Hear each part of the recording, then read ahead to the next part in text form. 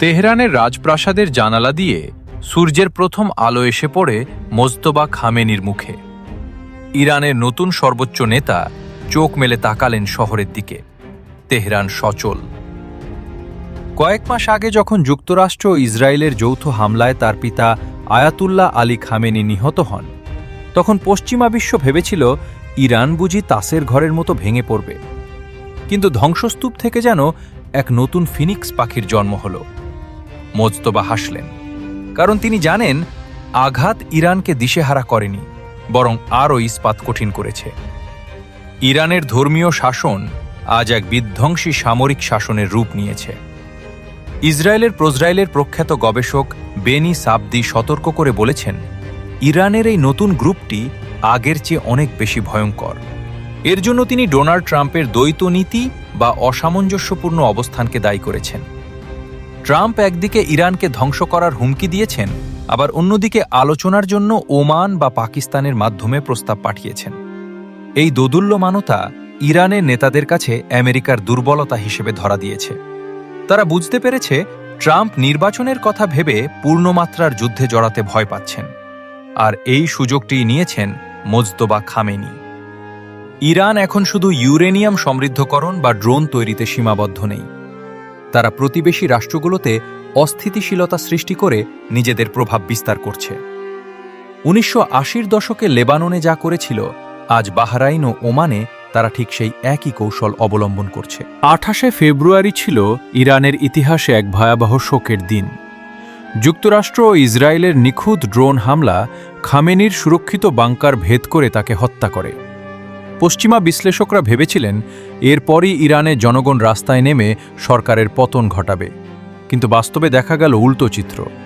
২৪ ঘণ্টার মধ্যে revolutionary guard, IRGC এবং পার্লামেন্ট ঐক্যবদ্ধ হয়ে মোজতবাকে নেতা নির্বাচিত করে। মোজতবা তার পিতার চেয়েও কট্টর। তিনি শপথ নিলেন প্রতিশোধ হবে রক্তক্ষয়ী। মোজতবা খামেনির নেতৃত্বে ইরান ডিফেন্সিভ অবস্থান ছেড়ে অফেন্সিভ বা আক্রমণাত্মক কৌশলে নামে। ইরাকে মার্কিন ঘাঁটিগুলোতে বৃষ্টির মতো ক্ষেপণাস্ত্র হামলা চালানো হয়, আর সবচেয়ে বড় ধাক্কাটি আসে হরমুজ প্রণালীতে। মোজতবা ঘোষণা করেন, যতক্ষণ আমাদের বন্দর অবরুদ্ধ থাকবে ততক্ষণ এই প্রণালী দিয়ে কোনো তেলের জাহাজ যাবে না। বিশ্ব অর্থনীতিতে এর প্রভাব পড়ে ভয়াবহভাবে। তেলের দাম আকাশচুম্বী হয়ে ওঠে। ইসরায়েল আজ সবচেয়ে বেশি আতঙ্কিত ইরানের পরমাণু কর্মসূচি নিয়ে। ইরানের কাছে বর্তমানে ৬০% সমৃদ্ধ ৪০০ কেজি ইউরেনিয়াম মজুদ আছে। এটি ৯০% পৌঁছানো মাত্রই ইরান অন্তত ১১টি পারমাণবিক বোমা তৈরি করতে সক্ষম হবে। বেনি সাবদি মনে করেন এটি কোনো বিজ্ঞানীদের কাজ নয়, বরং ক্ষমতার মদেমত্ত এক শাসক গোষ্ঠীর জেদ। তারা নিজেদের ক্ষমতা টিকিয়ে রাখতে বিশ্বকে পরমাণু যুদ্ধের মুখে ঠেলে দিতেও দ্বিধা করবে না। ১৯৭৯ সালের বিপ্লবের পর ইরান ছিল একটি ধর্মীয় রাষ্ট্র, কিন্তু বর্তমান পরিস্থিতি ভিন্ন। মোজতবা খামেনি আইআরজিসির জেনারেলদের হাতে সমস্ত ক্ষমতা তুলে দিয়েছেন। তারা এখন শুধু যুদ্ধই করে না, দেশের অর্থনীতি এবং পররাষ্ট্র নীতিও নিয়ন্ত্রণ করে। এটি এখন একটি সামরিক শাসন, যেখানে কূটনীতির চেয়ে বল প্রয়োগকে বেশি গুরুত্ব দেওয়া হয়। বেনি সাবদি একে একটি ভাইরাসের সাথে তুলনা করেছেন। শরীর দুর্বল হলে যেমন ভাইরাস আক্রমণাত্মক হয়, ইরানও ঠিক তেমনি নিজেদের অস্তিত্বের সংকটে আরও ভয়ঙ্কর হয়ে উঠেছে। বাহ্যিকভাবে শক্তিশালী দেখালেও ইরান ভেতর থেকে ক্ষতবিক্ষত। ৪০% মুদ্রাস্ফীতি আর বেকারত্ব জনগণকে অতিষ্ঠ করে তুলেছে। সরকার এই ক্ষোভ অন্যদিকে ঘোরাতে আমেরিকা ধ্বংস হোক স্লোগানকে ব্যবহার করছে, কিন্তু ইরানের সাধারণ মানুষের গল্পটা ভিন্ন। এক নাবিক তার ছোট ছেলের ছবি বুকে নিয়ে দাঁড়িয়ে আছে, যে মার্কিন ড্রোন হামলায় শহীদ হয়েছে। এক বৃদ্ধা মা তার ছেলের পুরনো জামা আগলে কাঁদছেন। এই আবেগ, এই জেদই ইরানের আসল শক্তি। তারা বিশ্বাস করে কারবালার শিক্ষা হল মাথা নত না করা।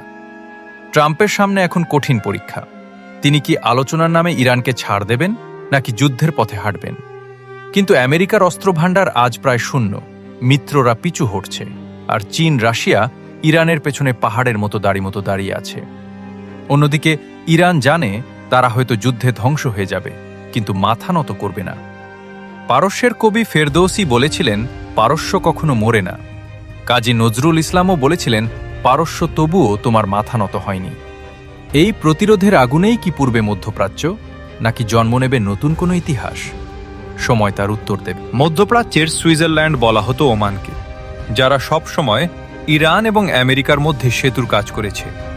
কিন্তু মোজতবা খামেনির নতুন ইরান আজ বন্ধুর সংজ্ঞাও বদলে দিয়েছে। ওমানের একটি বিমানবন্দরে ইরানের পরোক্ষ হামলা বিশ্বকে স্তম্ভিত করে দিয়েছে। ওমান এখন আমেরিকার কাছে বাড়তি নিরাপত্তা চাইছে, কিন্তু ট্রাম্প প্রশাসন শুধু অস্ত্র আর আশ্বাসের বাণী দিচ্ছে। ওমানের নেতৃত্ব বুঝতে পেরেছে এই নতুন ইরানের সামনে আমেরিকা নিজেই আজ অসহায়। ইরান প্রমাণ করে দিয়েছে তারা এখন আর কারও মধ্যস্থতায় বিশ্বাসী নয়। তারা শুধু নিজেদের সার্বভৌমত্ব আর বল প্রয়োগে বিশ্বাসী। ইরান খুব ভালো করেই জানে পশ্চিমা বিশ্বের দুর্বলতা কোথায়। প্রতিদিন বিশ্বের 20% তেল এই হরমুজ প্রণালী দিয়ে পার হয়। ইরান যখনই এই পথ বন্ধ করার হুমকি দেয়, তখনই ওয়াল স্ট্রিট থেকে লন্ডন সবখানে কম্পন শুরু হয়। বেনি সাবদি বলেন, ইরান আজ তেলের পাইপলাইনকে গলার ফাঁস হিসেবে ব্যবহার করছে। তারা জানে ট্রাম্প যদি যুদ্ধের নির্দেশ দেন, তবে তেলের দাম প্রতি ব্যারেল $200 ছাড়িয়ে যাবে, যা আমেরিকার সাধারণ মানুষকে রাস্তায় নামিয়ে দেবে। মোজতবা খামেনি এই ইকোনমিক ব্ল্যাকমেইল কৌশলে আজ সফল। ইরান সরাসরি ইসরায়েল বা আমেরিকার সাথে যুদ্ধে জড়িয়ে আত্মঘাতী হতে চায় না, তাই তারা বেছে নিয়েছে প্রক্সি ওয়ার বা পরোক্ষ যুদ্ধ। তারা বাহরাইন, কুয়েত এবং আমিরাতের মতো অপেক্ষাকৃত ছোট দেশগুলোকে টার্গেট করছে। ফুজাইরা পোর্টে হামলা কিংবা বাহরাইনের তেল স্থাপনায় অগ্নিকাণ্ড, এসবই আমেরিকার মিত্রদের কাছে একটি বার্তা, আমেরিকা তোমাদের রক্ষা করতে পারবে না। এই দেশগুলো এখন ভয়ে কুঁকড়ে আছে, কারণ তারা জানে আমেরিকার টমাহক মিসাইল ফুরিয়ে আসছে, কিন্তু ইরানের ড্রোনের ভাণ্ডার যেন অফুরন্ত। ট্রাম্প আজ এক কঠিন জালে আটকা পড়েছেন। অতীতে ইরান যখন কোণঠাসা হতো, তখন আমেরিকা পুরো বিশ্বকে সাথে পেত, কিন্তু আজ পরিস্থিতি ভিন্ন। চীন আজ ইরানের তেলের প্রধান ক্রেতা, রাশিয়া আজ ইরানের সামরিক প্রযুক্তির অংশীদার। ট্রাম্প যখন অবরোধ দিতে যান, বেইজিং তা পাশ কাটিয়ে যায়। বেনি সাবদি সতর্ক করে বলেছেন, আমেরিকা আজ মধ্যপ্রাচ্যে একা হয়ে পড়ছে।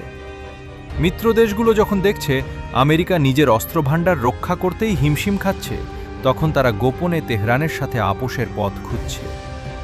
ইরানকে বুঝতে হলে শুধু আজকের মিসাইল দেখলে চলবে না, দেখতে হবে তাদের 5000 বছরের ইতিহাস। আলেকজান্ডার থেকে শুরু করে ব্রিটিশ সাম্রাজ্য, সবাই এই মাটি দখল করতে চেয়েছিল, কিন্তু পারস্যের মাটি কাউকেই স্থায়ী হতে দেয়নি। প্রতিটি পরাজয় ইরানকে আরও জেদি করে তুলেছে। মোজতবা খামেনি যখন ভাষণ দেন, তিনি শুধু ধর্মীয় নেতা হিসেবে কথা বলেন না, তিনি কথা বলেন সাইরাসের উত্তরাধিকারী হিসেবে। তাদের এই জাতীয়তাবাদী চেতনা ড্রোনের চেয়েও বেশি শক্তিশালী। যুদ্ধের ডামাডোল বাজছে, তেহরানের আকাশে হয়তো আবারও ড্রোনের শব্দ শোনা যাবে। মোজতবা খামেনি আবারও জানালার ধারে দাঁড়ালেন। তিনি জানেন এই যুদ্ধ হয়তো তার শেষ যুদ্ধ, কিন্তু তিনি হাসছেন, কারণ তিনি এক এমন প্রজন্মের জন্ম দিয়েছেন যারা মৃত্যুকে ভয় পায় না, যারা মনে করে মাথা নত করে বেঁচে থাকার চেয়ে বীরের মতো মরে যাওয়া অনেক বেশি সম্মানের। ইরান কি তবে ধ্বংস হবে, নাকি এক নতুন সাম্রাজ্যের উদয় ঘটবে? ডোনাল্ড ট্রাম্পের একটি ভুল সিদ্ধান্ত হয়তো পৃথিবীর মানচিত্র বদলে দিতে পারে, তবে ইতিহাস সাক্ষী আছে পারস্য তবুও তার মাথা নত করেনি। আগের ভিডিওতে কমেন্ট করেছে হলো মোস্তাক হোসেন মইনুল চট্টগ্রাম থেকে, হেলেনা বেগম ময়মনসিংহ থেকে। আপনার জেলা কোনটি? কমেন্ট করে বলেন, পরবর্তী ভিডিওতে আপনাদের নাম ঠিকানা বলব। কোন জায়গা থেকে এই ভিডিওটি দেখছেন সেটাও লিখে জানান। আপনাদের কমেন্ট থেকেই আমরা জানতে পারি আমাদের ভিডিও কত দূর পৌঁছাচ্ছে।